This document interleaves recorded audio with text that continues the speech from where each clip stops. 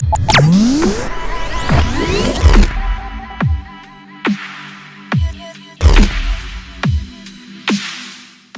guys, Ash here from C4E Tech, along with my co-host, the guy who doesn't let me drive his Jag, Sundar. Welcome to another episode of Ash Answers. Ash Answers is a show where we answer the questions that you ask on Twitter using the hashtag AshAnswers. Without further ado, let's get to them questions. And there is no sim ejector this week. Because if I bring the sim ejector on, Sundar refuses to do After Ash Answers. So, in case you guys didn't know, After Ash Answers is a live Did show that that we actually do. happen? Yeah. Like, After Ash coincidentally? Answers is a show that we do after Ash Answers, but that's live where we answer your comments from the Ash Answers comment sections because we get a lot of comments on Ash Answers. So you guys can leave a comment and we'd probably try to get to it and after Ash Answers. Anyway, let's get to them questions right now. Which smartphone disappointed you the most this year? Question to both. For me, it would be the Moto G5 Plus. Okay. No huge upgrade, and the camera was probably a downgrade. Okay. There was portrait mode, but then that didn't really impress me. So it would be the G5 Plus from you. What about you?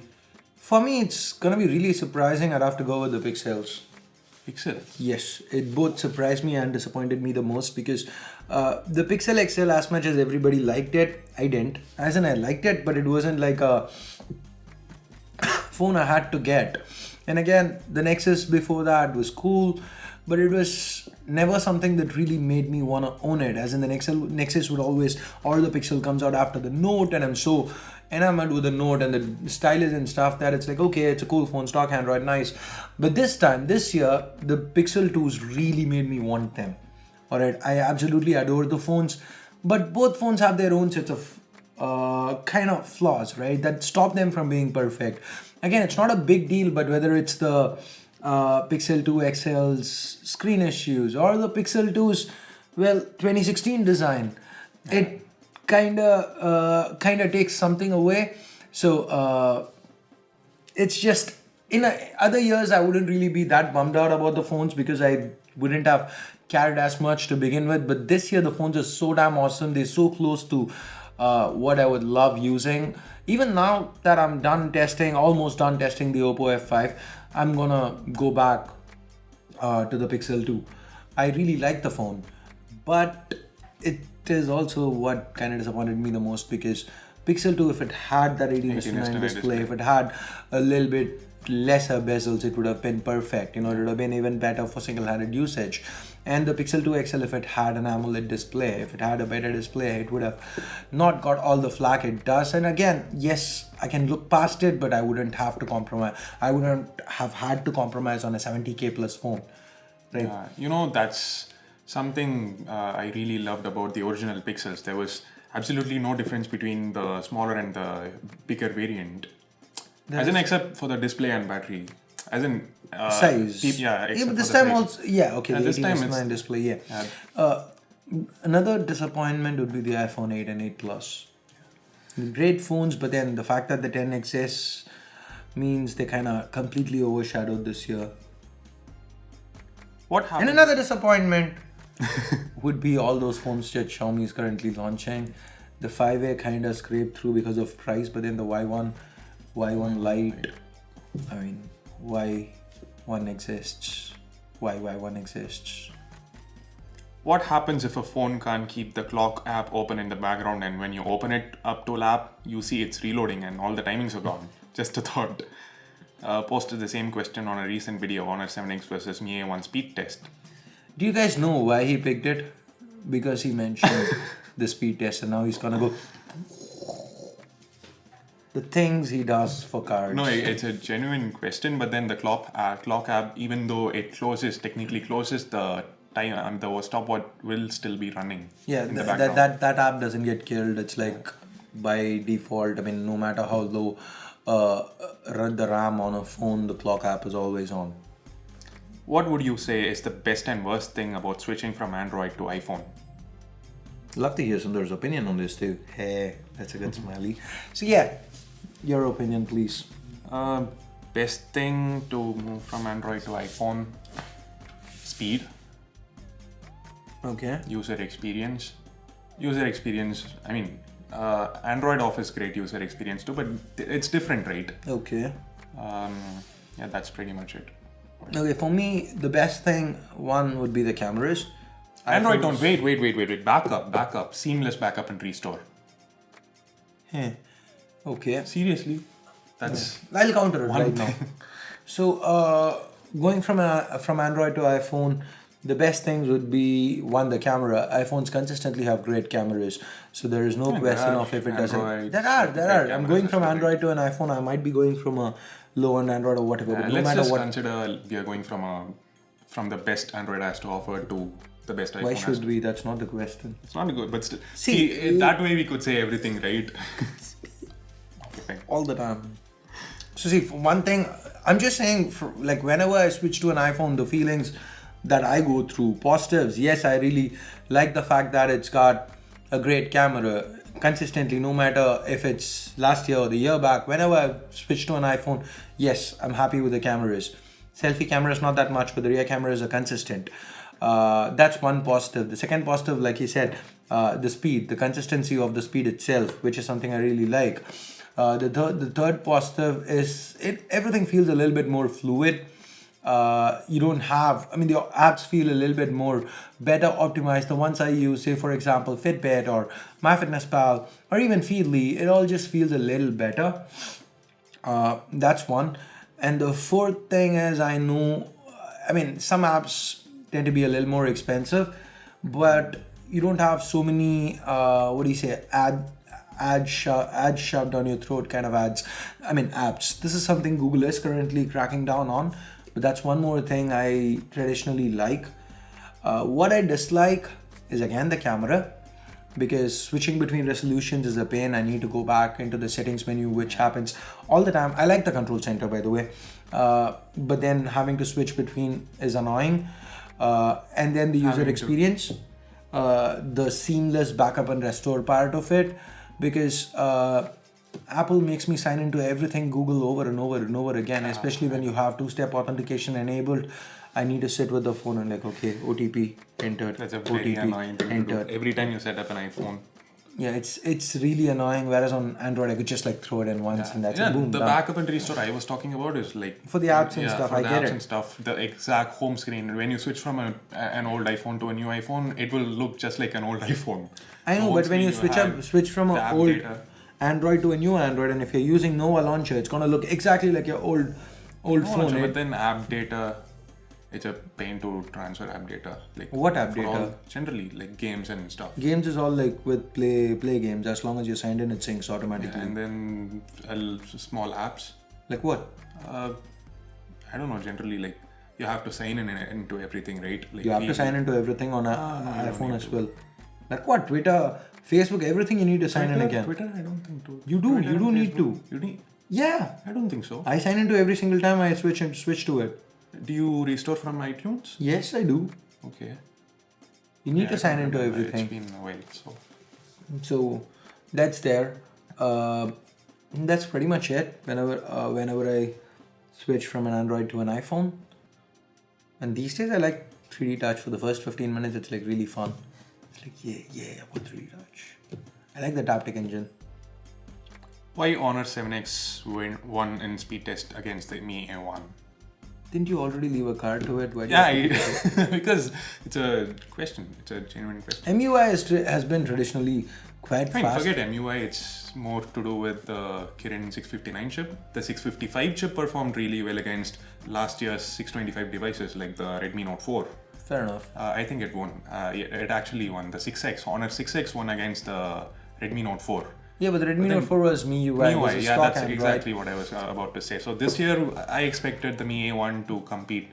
To put up a comparable score on the board since it's got stock Android. Then again, 659. See, no surprises there, because here's how it goes, right? The transition speeds are much faster on Oxygen OS. So Oxygen OS was a stock Android. We've seen Oxygen OS traditionally win. And with the 960 chip inside, we've seen MUI beat Oxygen OS at times. So it's no surprise here that MUI beats stock Android. It's just Huawei has optimized MUI quite a bit these days, that it's quite fast. even on comparable hardware. Don't you think Apple should have implemented iris scanner, as they are equally reliable as fingerprint sensors or Touch ID instead of Face ID, because it's one of the major reasons for the price hike, and also that Face ID doesn't seem to be reliable now for twins and 3D clones. Fair enough. But then again, I don't know. Yes, Apple does follow suit to Samsung a lot of times, but I don't know. This would have been. Iris scanner technically sounds more reliable than Face ID. Face ID, it's crackable by twins. That's kind of bad. Fair enough. Right. And now Samsung's filing a patent for palm scanner, something like that. Okay. Any updates, rumors on Mi 7? Most importantly, your take if it will be coming to India, unlike Mi 6. So is this where we do the? We have a video on it. I have leave cuts to his videos as well. No, that's because I asked for it right now. So anyway, I think the Mi 7 might come to India. So last year, traditionally it's the Mi series phones that come to India, but as in the Mi 3, Mi 4, Mi 5, they've all come to India. Restrictive, yes. Fewer variants, yes, but they do end up landing in India. But instead of Mi 6, Xiaomi did launch the Mi Mix 2 in India this last year. So if you've seen there are some things, this is pure speculation. I feel like Xiaomi is kind of moving away from the price to performance thingy, that they've been known for. Yes, I said thingy. But, if you look at it, Mi 6 is great value for money. Till the Mi 6, the phones that came out, the Mi 6 is exceptionally good value for money. Snapdragon 835 around 25k. Who wouldn't want it? In the same vein of things, when you look at something like the Redmi 4 Prime, which was the 625 Full HD at 9999, when you're 9800 if you translate it from the Chinese prices, then they went ahead and released the Redmi 4X for India, which again was similar pricing, but nowhere close to the same performance as the Redmi 4 Prime.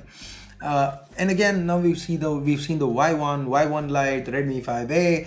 None of them are anywhere close to the same price to performance. If you look at the Redmi 5 Plus, the Redmi 5 Plus compared to a Redmi 4 Prime, it's got this Redmi 5 Plus as a what? 625. 625, yeah. So the same 625 chip, same Full HD. Yes, this is Full HD Plus, 18:9 display. But then the Redmi 4 Prime was exceptionally good value for money. Similarly, the Mi 6 seems to be exceptionally good value for money, but then it almost feels like they came up with something and they're like, wait, what? That is great value for money. Why do we... Okay, you know what? Let's push the Mi Mix 2 to India. Yeah. Something like that. Mi Mix 2 doesn't feel as much value for Mi money. Mix 2 is still excellent value for money. But when the Mi Mix 2 came to India, we didn't have 18:9 displays in that price segment at all. So now that the 5T is there, yes, it has better competition, but Mi Mix 2, I'm not gonna say it's not great value for money. It is, but the Mi 6 was just much better at that. So anyway, coming back to the question on if the Mi 7 will come, CJ, if you guys are watching, what do you think? Let me know your thoughts in the comments, or you guys can call me up and tell me. But I'm pretty sure they won't. I would like to see the Mi 7 in India, guys, but I don't know if it will. Good chance, it could go either ways. Should we consider buying refurbished smartphones over fresh ones? What do you think? Depends on what price you get a phone at, or how good the phone is, what's the condition of the phone. Like for example, if you look at this, what do you call that? We buy CEX for a mall. Yeah. Refurbished phones. Okay, I don't know the shop name. I don't know. Yeah, so it's a chain where they sell refurbished phones, and if you look at that, their prices are often equal to that of online prices of new phones. Sometimes even higher. That's ridiculous, right? So you need to see what kind of a deal you're getting. If you're getting at least 40% off, then yeah, you can consider picking one up. And if you're buying somewhere like on eBay or eBay.in, then of course check the seller ratings and all that. As simple as that. If it's good value for you, then go ahead. OLX is generally better. You get to see the phone. See the phone in person. Mi A1 or Honor 7X, which one would be your pick? You tested both? Yeah, I tested, and we are going to be doing a full comparison between both phones. So that will be out soon. Stay tuned. So this is a pre-card. Are you going to be using the Titan V for your Threadripper build? No. No, it just got announced. If I'm gonna have to wait for the Titan V, I don't know how long I'll have to wait. And So anyway, I it's don't see it coming to India anytime soon. And for me to import it would be like at least, I mean, a month from the time it goes on sale, and it's $3,000 freaking dollars. So no, I'm probably cost gonna of go a with a Threadripper build, probably. more, I mean, less than the cost of a Threadripper build, but yeah, I'm probably gonna go with the 1080 Ti for it. If I buy Mi Note 3 from any online shopping site, would I get warranty in India? No, no, By no, online shopping, yeah. no. It's not officially available in India, so obviously you won't get warranty. Qualcomm recently launched 835 powered notebooks. What Intel processor is the 835 comparable with? I'd probably go Core M, maybe. Core M? No. Not even i3? I don't know. See, I haven't seen the 835 notebooks. Do they have active cooling? Is the core clocked up any higher? If it doesn't have active cooling, I'm gonna say it should probably be on par with the Core M's, because passive cooling, there's only so much you can do. Yeah. So, not really sure. What's your thoughts on Moto G5 Plus 4GB variant at 10K? Is there any better deal under 10K? How to boost the performance of any 3 to 4 year old laptop? Should I upgrade RAM to 8GB and replace HDD with SSD? Moto G5 Plus at 10K looks like A great an deal. awesome deal, yeah. I don't see anything else. Zenfone 3 would be around 13K. At 10K, there's no. If it's like 10K without exchange or something, then definitely the G5 Plus, because 625 again, excellent camera. As far as the performance of the laptop, yes, you're on point with it. Yeah. If you have a second Extra slot free, add slot. another 4 gigs of RAM and replace the HDD with an SSD. Or It should boost the replace your performance. DVD drive with a SSD. That's what I did on my dad's laptop. Okay. Kind of weird. Worked. The Zenfone 3 will get the Android Oreo update. Isn't it great that a non-stock Android smartphone is getting 2 Android updates, that too on a phone which didn't do too well? I guess it didn't do well in India. Doesn't mean it didn't do well globally, right? Okay. Zenfone, I think it did well in other parts of the world. But yes, it is good. I mean, did it come with Marshmallow? Yeah. Okay. Then it's really awesome that Asus is providing 2 updates for the Zenfone 3. It's great. They promised the same for the Zenfone 4 as well. 2 major Android updates. Now, if they're actually going to go ahead and give 2 major Android updates to their phones, then maybe the extra cost of Asus phones might be justified.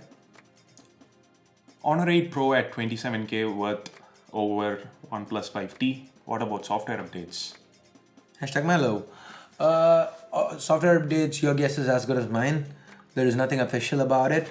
At 27K, the 8 Pro, if you don't really care about the Sundar display, then probably yes. The 8 Pro has as good internals as the 5T. On a speed test, it might be a tad faster for day-to-day usage, but then realistically, they're on par. So it all boils down to if you want the camera advantages that the OnePlus 5T brings with it. The OnePlus 5 did bring with it camera advantages. The 5T should also bring with it camera advantages, most probably. And if you want stock Android and you want the 18 to 9 display, you don't mind paying a bit more than the 5T, but pound for pound, bang for the buck, I think I'd go with the 8 Pro here, from a performance standpoint especially. What is Bitcoin? Pre-card. Pre-card. I mean, it's too big an answer for Ashan's question. He rehearsed this. I didn't. I found him in front of the washroom mirror going, it's too big. What? That's how he does do that. pre-cards, guys. I don't. Anyway, okay, I'm not gonna. What? do a He's card. gonna put Oh, a I'm card not, to a I'm video not, he's I'm not at shot? I thought I could do it after. Okay, so guys, if you guys want to see a video on it, let us know in the comments below. So only when you leave comments is he gonna start shooting on the video that he already started scripting for. I'm just saying. So please let us know in the comments below. So only if enough of you guys ask, then Sundar will shoot it. He already wrote the script. Should one consider OnePlus 5T or iPhone 10 if there's no budget issues and one is looking for one of the best things in the market right now? By the way, love your videos, and this is my first question for Ash Answers. Nice. Welcome. So, if price is not a concern, then the iPhone 10 probably. See, the iPhone 10 does The seem 5T's got its perks. 5T has its advantages, of course, but then one of the biggest advantages with the 5T is the price. The iPhone 8 Plus, I've not used the 10, but the iPhone 8 Plus does better with regards to camera compared to the 5T, so camera is a win. iOS is going to be a bit snappier, so that's a win. It's going to have only one SIM card, so you don't get confused between choosing which SIM card, so that's a win. And it's not like you have multiple things, you're going to try to plug it in and you don't know what to plug in where. And you know, some people, we've read reports of people trying to plug in the headphone jack into the micro USB port or Type-C port on phones, which has caused phones to get blown up. And Apple offers no such confusions. It's just one port for everything. So that isn't, you know what, I can do this all day and we're running short of time. So guys, jokes apart, if price isn't an issue, then the iPhone 10 it is. Definitely, it's got the brand value, it's got the cool factor and all that. But then again, if you're looking at the amount of performance you get per rupee or per dollar, it's always going to be OnePlus. How pumped are you for CSK and Thales return? Any players you want them to specifically retain and buy in the auction? I want the core back. I want Dhoni. I want Dhoni, Raina. I want Ashwin. I want Jadeja. If possible, McCullum, Dwayne Bravo, Duplessis. Everybody. I don't know. That's. I mean, get these 6 players and the rest I can live with. Right. Just ordered the Pixel 2, not the XL. How will be its battery life when compared to the iPhone 7, as I'm coming from the same? Battery life should be more or less the same. As the iPhone 7? Yeah. Not better? Yeah. Okay. iPhone 7 are... See guys, the iPhone's battery, so-called battery issues are all grossly blown out of proportion. They are It's right at the center. I know, but then, I don't know. You didn't let me use the SIM ejector, so I had to do something. It's not really as bad as people make it out to be. So iPhone 7 did have reasonably good battery life, could get me through a day without any issues, and the Pixel 2 again does the same thing. So yeah, I hope. it might be a little, about 10% better at best, but don't expect drastically better battery life. Okay. Again, another pre-card question, but this one I picked it because there were a lot of questions. A lot of these. How many pre-cards, dude? Ash Answers is the show where Sundar basically uses it as an advertising. What do you think? Are you AdWords or something? Alright guys, this is just an update on the manual mode video that I'm Dude, I want to dislike the video right now. Okay, I'm not even reading out. I'm not even counting it as a question. You guys understand how annoying it is when you download an app and like, okay, ad. And that's how it is. They've badly made it through 10 questions and it's your third ad spot. Okay, that's why I'm not gonna count. Yeah, manual mode video coming soon. He is gonna do it very, very soon. Okay, it's already done. It's already done. It's already live. So now it's not a. It's not live. It's scheduled. It's gonna go live on Monday. On Monday or Tuesday or whenever. Can we expect to see under the screen fingerprint scanners in 2018? Probably towards not. The end of 2018 maybe. Okay. S9 is probably not gonna have it, but then maybe the Note 9 might. Note 9 might. Okay. See, I feel the market is just moving away from under the scan. Market meaning Apple? Okay, Apple's already moved. And Samsung just experimented with iris scanner and it has worked out quite well. Samsung never meant to replace fingerprint scanners with iris scanners. Samsung could have easily said, we've got iris scanners, so you know what, we're not going to do that crappy placement to the back. Iris scanners are the future. You know, twins can't defeat it. But Samsung didn't do that. They still understand the value of fingerprint scanners and it's still there on the phone. Yeah, it's still it's a crappy placement, but it's still there. So, and it's not a one generation placement, it's been a two generation thing. They just filed a patent for a palm scanner. So in case you guys missed him saying it the last time. Which phone may come first with a Snapdragon 845 processor? Samsung. And then the Mi 6, Mi 7? See, Samsung's going to be first to the market. And probably just the LG G7 would come with the 835. I don't know. Why? Probably. Last year they made the G6 come with the 821, right? Because Samsung hogged all the chips. And that was a great strategy for Samsung, and I highly see them backing down from a successful strategy. They'll probably come up with 845. Why Xiaomi is overlooking camera in their phones? Have you ever communicated to Xiaomi about this through your communication channels? I don't feel Xiaomi is overlooking the cameras. The Mi Note 3 just got raving reviews from everybody who's touched it. The Mi 6 had excellent cameras. Yes, the budget phones, yes, they are overlooking the camera to an extent, but then on a 7,000 buck phone, that's pretty much what you can expect. I mean, you know, brands that have come out with Snapdragon 212 on that segment and crappy MediaTek processors at that segment. Xiaomi's coming out with Snapdragons. I said 4 Series Plus. So I can't really blame them. There's got to be compromise somewhere, and I guess they're using cameras. But hopefully with the Redmi 5, to which we leave a card here for the Leaks. Not leaks, the final official Redmi, announcement and stuff for the Redmi 5. It's supposed to be coming with a 12 megapixel rear sensor, 1.25 micron size pixels, which happens to sound very similar to the primary sensor on the Mi A1, and Xiaomi has this tendency to reuse their existing optics. So if it's the same primary sensor as the Mi A1, then we might see a change. That's it. So those are all the questions that Sundar picked for today's episode of Ash Answers. If you feel the runtime is extremely short, blame Sundar. You can. It might be as long as our previous few episodes. Where again, Sundar picked the question. So if you don't like the shorter episodes, then go ahead, give this video a big, huge thumbs up. But let us know that you're pissed about it with the hashtag #PoorAsh. Sundar discriminates. Sundar discriminates. And you can say anything in the comments. Why? Because you're gonna have an After Ash Answers this week where we will answer those comments. So that's it for today's episode. If you hated the video, you know what to do. But if you did like it, turn that into a big, huge thumbs up. You know, tell people about the channel, scream it from the top of your lungs, outside your balcony or something. Somebody's done that already. Yeah. They did send us video proof of doing that. So that's that. Thanks a lot for watching. Till next time. And subscribe to C4E Tech if you haven't yet. If you've already subscribed, hit that bell icon to make sure you get notified each time a new video goes live on the channel. So thanks a lot for watching. Till next time. We are not gonna put the screen cap, right? I know, I said hit that bell icon. I didn't say do this. Hit the bell icon and all that. And till next time, this here is Ash. You've been watching C4E Tech and I'm leaving. You're leaving for the moment. I'm leaving. And I'm leaving. Just I'm leaving. For the moment. Huh? What? What? I would have just signed off. But what now? Leaving what? Leaving for the moment. You know, we can't really say it. Can you say it along with us? I mean, we can probably do the...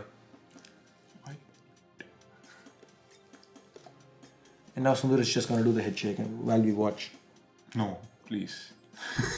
Do it. He wouldn't let me try this jack, guys. I mean, there's proof again on Instagram. If you've not checked it, check out Instagram. At C4E Tech. Yeah. Yeah. And now we can do the... Follow us on Twitter as well. Again, at C4E Tech. And Facebook feels left out. We don't really post anything on Facebook. We don't post half our videos on Facebook. But still, if you're bored and you don't have a page to like, if you wake up one day and think, what page can I like today? Then you can hit like Facebook page as well. C4E Tech. Okay. That's it. Have a great day. And we are doing what now? The head shake? No, we are leaving for what now? The moment. Okay, can you say that? This is Sundar and Ash from C4E Tech, leaving for the moment. No, there was no shake, I don't like it. Leaving for the moment. Your eyes were closed. Leaving for the moment. You didn't smile. I did. You didn't. He didn't smile, right? Did he smile? He didn't smile. He didn't smile. I did. Not this smile. Not the smile he gets when he talks about Apple. Not that smile. He got the smile when he talks about an Android phone being good. That's not the real smile. That's not genuine. So do the smile. Leaving for the moment. Please don't find Before the else. moment got over, you looked at me. Can you do it once? Just once properly, for the love of God. Come on. With a smile. Leaving for the moment. Without blinking. I didn't blink. Okay, blinking. Really? Okay, with blinking. Leaving for the moment. You closed your eyes. That's what You're supposed to blink, not close your eyes. Leaving for the moment. No smile. You know that Leaving for the moment. I can't. With a big smile. I can't remember so many things. Leaving for the moment. That kind of big, huge smile. Leaving for the moment. Okay, now in sync. Have a nice day. Bye. I didn't say leaving for the moment this time. Okay, let's do it again. Let's do it again. Hey guys, Ash here from C4 Tech along with my co-host Swiping Sundar, and welcome to another episode of Ash Answers. Ash Answers is a show where we answer the questions on Twitter, but yeah. Let's start from the beginning. You messed up, so you start from where you left. Ash Answers is a show. How can I just cut it and put it? So we need to start. What I thought. Hey guys, Ash here from C4 Tech along with my co-host, the rich guy attitude Sundar. Welcome to better. Should one consider OnePlus 5T or iPhone 10 if there's no budget issues and no one's looking for one of the best things in the market right now? And one's. Why did I say no one's?